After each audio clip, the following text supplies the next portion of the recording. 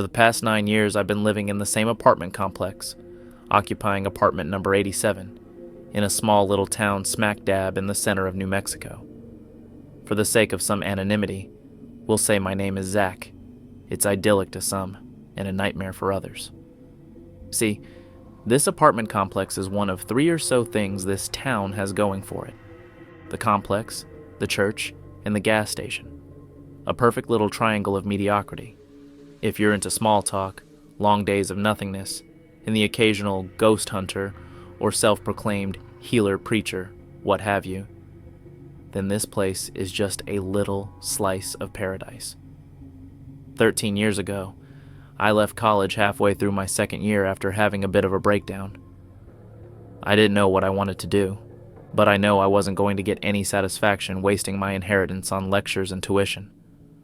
My parents and I had always loved a good adventure, be it hiking, camping, or long road trips to nowhere. Sitting in a stuffy dorm room for 2 years, then renting a dingy campus house didn't sit right with me. I sold a lot of what I had besides my phone, computer, and car, and set off. I traveled west as far as my car could take me, hitting every little nook and cranny I could find, and that's how I ended up here.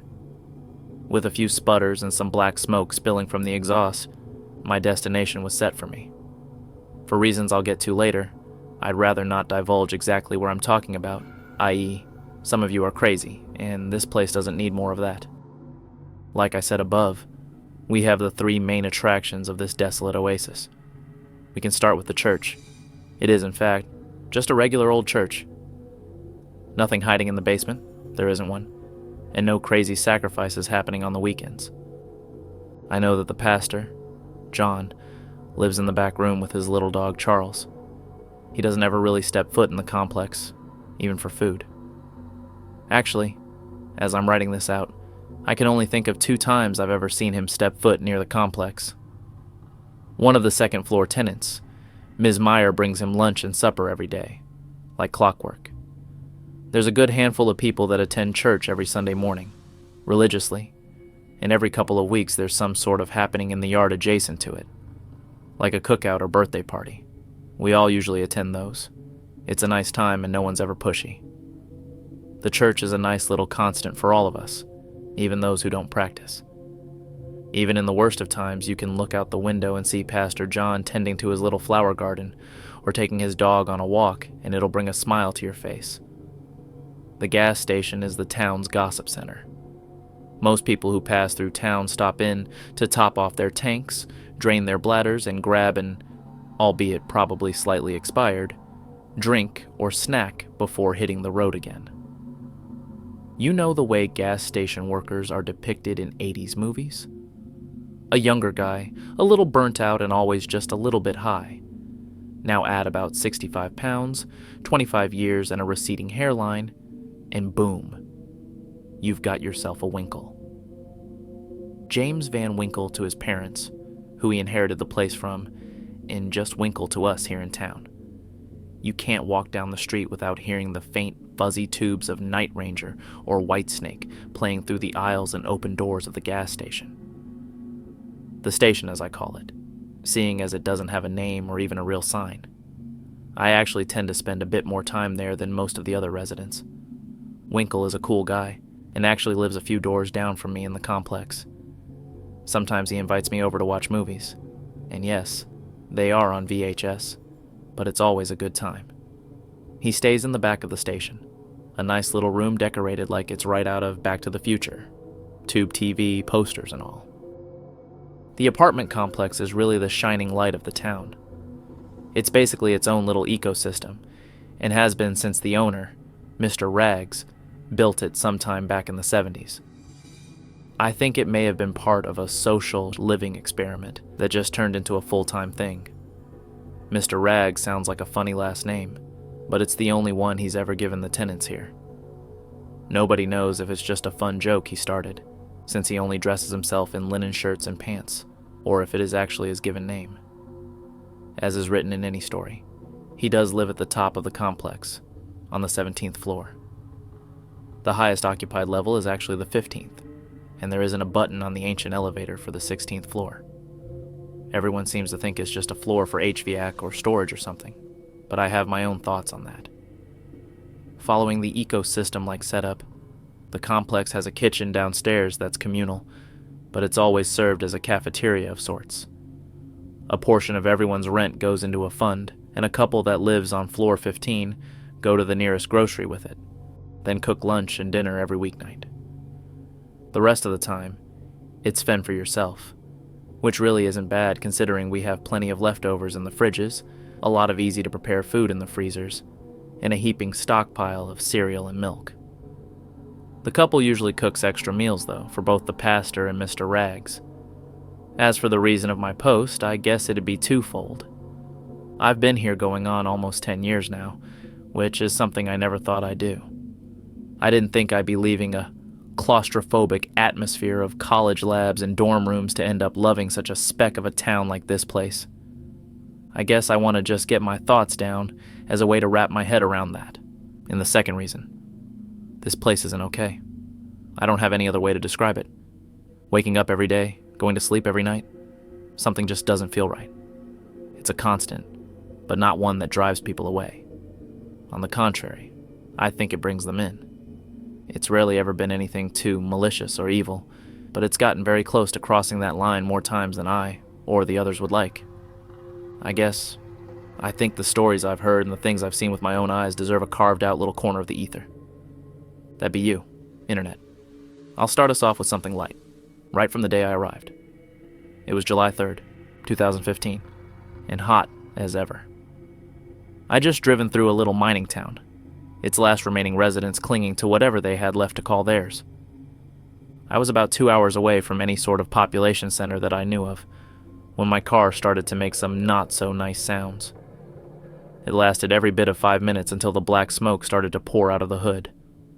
I pulled off to the side of half-baked road I was on and opened up the beast's belly. I'd never been good with cars, so it was a futile effort.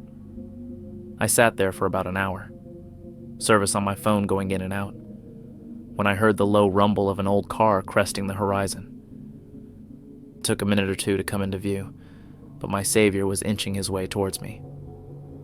A wood-paneled station wagon with none other than my would-be friend Winkle came into full view as he slowed down to see the burnt-out mess on the shoulder.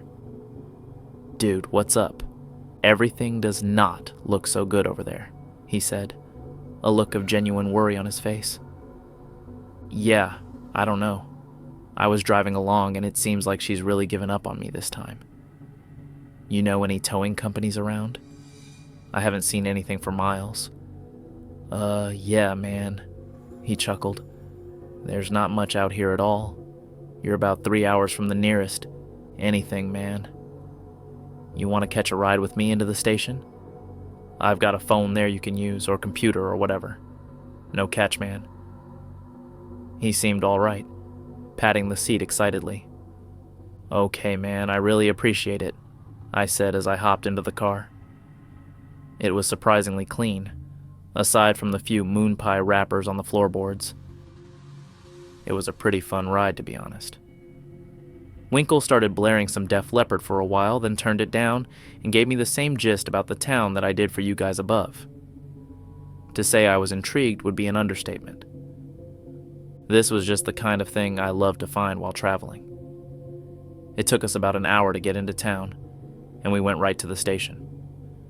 Winkle excitedly showed me the place, taking me through the little history it had, about his parents and how he runs it all now.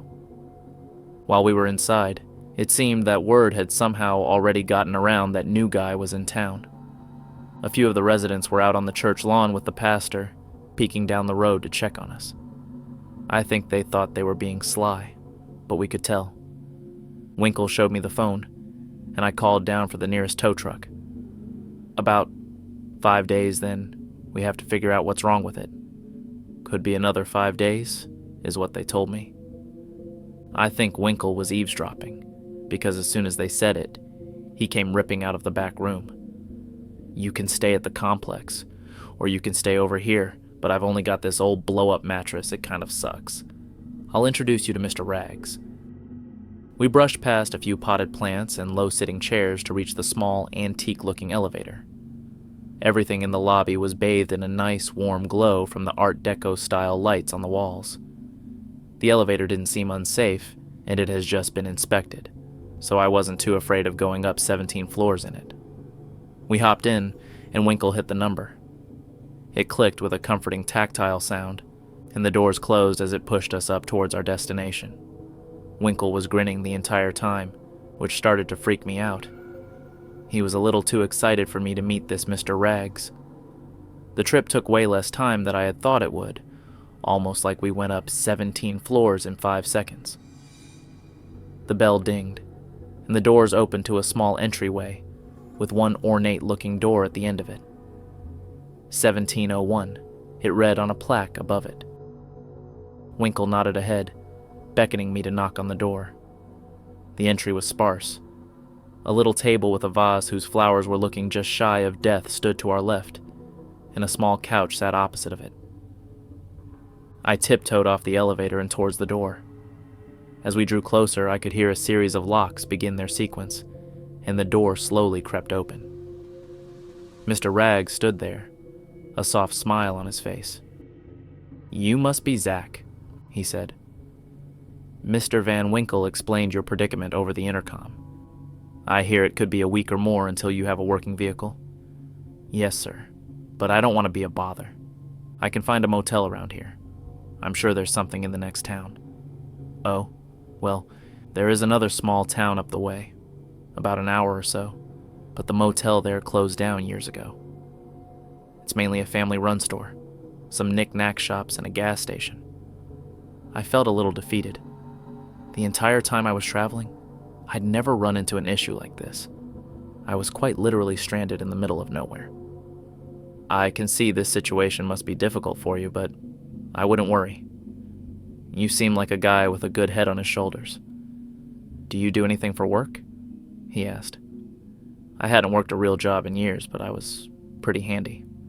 My dad had shown me basic repair work, besides cars, and I feel like a genius when I have access to Google. About a year ago, we had a resident move out rather abruptly. He actually worked for the complex. For me, really. Odds and ends, repair work, and whatnot. You strike me as a man who could make his way in a situation like that. He was a particularly clean person, so the things he left behind are in immaculate condition. If you'd like, why don't you stay there for the week? Once your car is repaired, you can be on your way, if the place doesn't grow on you, that is. He grinned a peculiar smile, stretching his face. In that moment, I swear I could feel something extremely, alarmingly wrong with his smile, but his charm won me over. We talked a little while longer, and I agreed to check out the apartment on the 8th floor, apartment 87. It feels eerie typing this out now, 9 years later. The apartment was in every sense, immaculate. It was fully furnished, complete with blankets, bedding, towels, and even some food in the fridge. Things seemed to be dusted even, like they had been waiting on someone to move in. To keep my rambling down, as this post has already gone on long enough, I did stay the full week, and then some. My car took 3 weeks to get back in working order and cost me more than I'd hoped. Those first 3 weeks I did some small repairs, helped different residents out, and got to know a good portion of them. It was, honestly, the most fun and fulfilling time I had experienced in a number of years. I also experienced my first of many, many strange experiences at the complex. I have plenty of stories to share, but I'll leave you with the first. The first night in, after dealing with everything that day, I was exhausted. I opted to sleep on the couch with a blanket in lieu of sleeping between the sheets of an unknown bed. Just before falling asleep, I heard a shrill animal scream outside. It sent shivers down my spine and made me leap up towards the window. As I tried focusing my eyes to the darkness outside, a small, whitish figure was standing down by a bundle of cacti. It took a few moments, but as my eyesight adjusted, I could tell it was Mr. Rags. He was holding what looked like a wild goat. There are plenty in the region, and the hills around the town seemed like perfect terrain for them. I figured maybe he was just out for a stroll and found the poor thing wounded, but I soon realized that Mr. Rags was the one who had wounded it. I stared in disbelief as he gnawed at its neck, its body slowly falling lifeless below him. It took 2 or 3 minutes before he finished as he gently laid it down, inspected it, then picked it back up over his shoulder. I was still sitting in the window, shrouded by the darkness of the room when he looked up. I froze, but I swear I saw him give a sheepish grin before he walked off towards the front of the building. I expected him to come knocking at my door, but that time never came. Instead, the next night, a note was slid under my door. To our newest resident, we humbly welcome you to your first night of supper downstairs in the cafe. Tonight, we're serving curried goat. The letter was handwritten by who I can only assume was Mr. Rags. The night before had terrified me, but I had just a slight sense of relief to know that the goat fiasco wasn't all bad. I sat for a while with a battle of thoughts rushing in my brain. What the hell happened last night? Did I actually see the man killing the goat? Or maybe he had just found it and put it out of its misery. Do I go downstairs for dinner? I'm not even sure what time dinner is, so maybe I should just hang back. It was my second night there after all, and I didn't exactly sleep well the night before. An early night in with a good night's rest would surely help me collect my thoughts on the mat. Before I had time to even complete the thought, a knock at my door interrupted it. Hello? Mr. Zach, I'm headed down for dinner now. I really would love it for you to join us, said Mr. Rags. I could tell it was him even through the muffle of the closed door. He didn't sound angry or evil at all. I sat there a second before mustering up the courage to respond. Yeah, just hold on a second. I'll be right there, I said. I grabbed my phone and decided to start a voice memo, then threw it in my pocket. I walked over to the door and opened it, being greeted by Mr. Rags, same exact look as the day before. Oh, you don't need to worry, Mr. Zach. What you saw last night will be explained in due time. I promise I'm not here to hurt you or any of the other residents in the complex. He chuckled whilst gesturing to my pocket. I froze. Did he know I was recording? There's not a chance he could know, right? He just chuckled again and gestured to follow him to the elevator. We hopped in, and he clicked the button for the ground floor. Again, the ride took a much shorter amount of time than you'd imagine, as if we skipped floors getting there. As soon as the doors opened, the robust aroma of curry and jasmine rice wafted through the doors, filling the elevator and the entire room. Mr. Rags breathed in deeply, taking in every bit of scent there was before strolling off into the lobby. The cafe was just inside the main doors to the right, which opened up into a large room with what looked like vintage tables and chairs of all kinds, as if they were collected over the years. It was a hodgepodge of furniture, but it was all uniquely detailed and clean, as it was whenever it was created.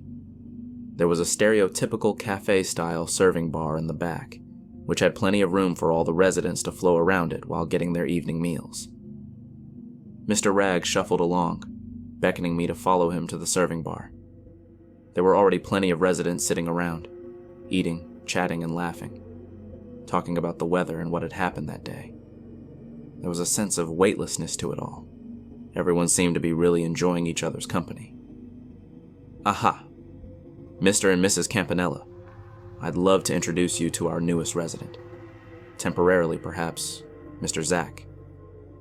He's from out of town staying with us as his vehicle is taken care out of town. A pleasure, Mr. Zach, shouted the man jovially. We're the Campanellas, my wife Susie, and I'm George. We sort of run the bistro down here, as I like to call it. You better fill up that plate, this goat is fresh as ever. He laughed to me, as though it was some kind of inside joke. Oh, George, you always think you're just so funny, huh? She snickered. I'm Susie, sweetie. If you ever need something to eat around here, do not hesitate to ask, especially if it's something particular or special. I love trying new things. We're just up on the 15th, apartment 1509 in the corner. Anytime, honey, do not hesitate to knock. Mr. Rags interjected, these two keep the entire operation running. We've got lunch and dinner every weeknight. Sometimes on the weekends we'll do something special, but there's plenty to reheat and eat whenever your heart desires. We also like to host extravagant meals for the holidays, but you'll be able to experience that in due time." The couple both laughed and started making me a plate, full of curried goat and rice, some veggies on the side, and a half loaf of some kind of bread and butter. The smells coming from it all were enough to make my mouth water. I hadn't had anything this good to eat in what seemed like weeks, after surviving on Taco Bells and other small fast food joints. I thanked them both, and looked over at Mr. Rags, who seemed entirely pleased with the interaction. We shuffled over to a table in the corner, where Mr. Rags pulled out a chair for me. I sat down as he walked away, seemingly to get himself a plate of the magnificent meal. I could hardly wait staring down at the feast before me. I took out my utensils and dug in. I honestly can't remember the last time something tasted so good. The Campanellas knew exactly what they were doing. I took a few bites, sitting in splendor over the tastiness of the goat, when I stopped in my tracks. It was an amazing meal, but this was the same exact goat that... I shrugged it off. It had to be my error. I was tired, I saw something weird, but it was just my imagination. Mr. Rags had found the injured goat, put it out of its misery, and instead of wasting it, had this lovely couple whip up a fantastic recipe with it. I'm completely sure that was it. The crowd started to hush itself as a clinking sound rang through the air. I pulled away from my delicious plate to see Mr. Rags standing on a small pedestal near the front of the room. He had taken his little wicker hat off to reveal a head of silver gray hair pulled neatly into a bun. He stood with a smile on his face as he looked around at each and every one of the residents. I could recognize some of them from the other day, standing out on the church lawn. They all looked up to Mr. Rags as he began to speak. "My dear, dear friends, I am so glad you're here tonight. As some of you may know, we have a new addition, a guest amongst us," he said as he pointed slyly my way. Mr. Zach here had some car troubles down the way, and our very own Mr. James Van Winkle was kind enough to bring him help in his time of need. I noticed now that Winkle had been sitting in the other corner of the room, giving himself a pat on the back and grinning ear to ear. He seemed entirely too proud of himself, but in an endearing way. The residents alternated looking over my way, over to Winkle and back to Mr. Rags. As you know, Mr. Potter from apartment 87 sadly up and left without so much as a goodbye, but his space is now being occupied by our new friend Mr. Zach. I'm sure he wouldn't mind well wishes, and I know you all will be oh so kind to him. I felt an unease, but I think it was just on my part. I never liked being the center of attention, so having all the eyes on me was not sitting very well. Tonight, I'd like to thank the Campanellas for their gracious assistance in preparing this meal, and give a toast to new friends found. He joyfully rang as he brought a glass of red liquid to his lips. It didn't look like wine to me, but I was pretty entranced by the whole thing, so I wasn't paying too close attention. Everyone rose a glass along with Mr. Rags and cheered slightly as they gulped down whatever drinks they had. I raised a glass of water that was already on the table and drank it down. The rest of the meal was quite pleasant. A few of the residents took turns coming over and introducing themselves, talking to me about the place and whatnot. It was a nice evening all in all. I've always been terrible with names, so I never really retained them that night. It took the next few weeks to really get into the groove of knowing the others. Near the end of the meal, Winkle came over and plopped down next to me. I barely noticed as I was fixated on Mr. Rags and Mrs. Campanella. He'd walked over to her for more of his drink, and the bottle looked oddly more like a decanter than a bottle of wine. I brushed it off as Winkle slapped me lightly on the shoulder. "What did I tell you, dude? Mr. Rags is the best man. He's always super nice, and he actually does like everyone here, I think. Heck, he even helps me out from time to time for nothing in return. He's awesome." "How are you feeling about the place?" he asked. I hadn't really thought about it until then. This place seemed weird, wrong in some sense and peculiar in every way, but it had already started growing on me. The camaraderie in the room was palpable, and I had already felt welcome by almost everyone there. A few odd glances from a few of the residents came my way, but never felt threatening. Some people just don't change, I thought. Winkle, has anything bad ever happened here? Everything seems almost too nice. I spoke. Well, I mean, people have died, sure, but it's never been anything malicious. Sometimes people get sick, or sometimes people are just old. Mr. Rags takes it pretty hard, though, I will say. I think he actually really does love everyone here to some extent. Heck, he's been here longer than anyone, so I suppose that could be it. It's like his own little community, or family, I guess. I don't think I've seen anyone like his real family around here, and I've been here a long time, too. Longer than anyone here. His words stuck with me that night as I finished my plate, took it over to the dish pile where things were being washed, and said my farewells to a few of the residents. On my way out, I noticed one or two more cups like Mr. Rags, but ended up not thinking anything of it. I was starting to feel exhausted over the past few days' events, so I turned in shortly after dinner. As I emerged from the elevator on my floor, Mr. Rags was sitting in the little chair in the common area. He looked gleefully at me as I exited, pleased with the turn of events that evening. I knew I could trust Winkle. Every time he's had a good feeling about someone, it's never been wrong. I think you're gonna fit in just fine here, Mr. Zack. I just know it. Mr. Rags, I thank you for tonight. The dinner was impeccable, and everyone here seems genuinely happy. I'm sorry if this is the wrong time, but did I see you outside last night? I just want to be able to tell myself I'm not crazy. I winced as I asked through gritted teeth. Oh, dear boy. Yes, that was me. I could tell you many, many things about who I am or what this place is, why I was outside last evening. I could tell you things your mind may never be able to comprehend, twisting and turning it into nothing but a puddle. I don't mean to frighten you. I just want you to know the truth of the matter. I'm very glad you enjoyed the evening as everyone else did. For now, I'll leave you with this, and in due time you may learn much more about me. I will never hurt you, Mr. Zack. I wouldn't even dream of it. That goes for every single resident of this complex. They're like a family to me, and I see to it that they are watched over and treated as such. I would expect you to do the same during your stay here, and if you so choose to establish yourself here in the coming weeks. Otherwise, I will have to ask you to leave. I assure you, though, that is the last thing I'd like to do. Your time here can be greatly fulfilling, I am certain, as it is to everyone who has ever stayed here. I believe we have an understanding, he stated. I'm not sure why, but I could completely tell there was not a shred of malice or ill will in the words he spoke. At the time, I didn't know what to say or think, if he was being deceitful or not.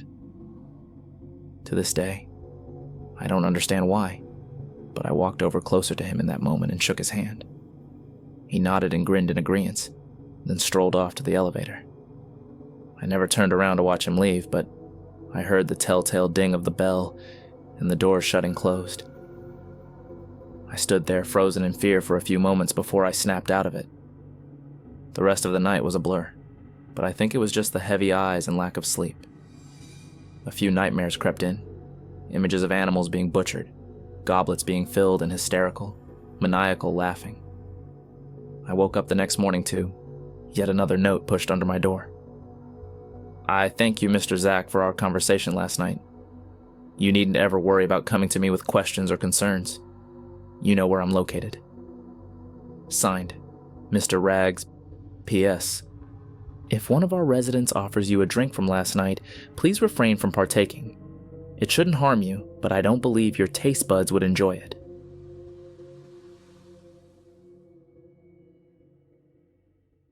Well, my friends, we've reached the end of tonight's chilling tale.